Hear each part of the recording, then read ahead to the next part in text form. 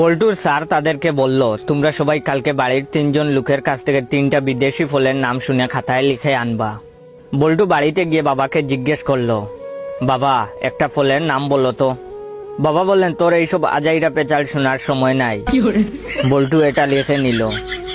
তারপর বল্টু তার দাদুকে বলল, দাদু বিদেশি একটা ফলের নাম বলো তো। দাদু বললেন, তুই একটা পাগল।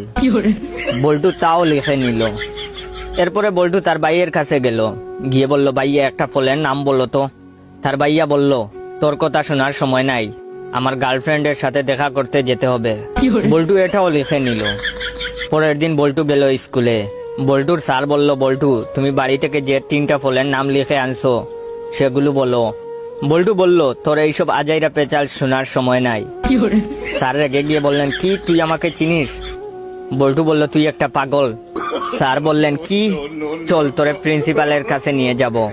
তখন বল্টু বলল, তোর কথা শোনার সময় নাই, আমার এখন আমার গার্লফ্রেন্ডের সাথে দেখা করতে যেতে হবে।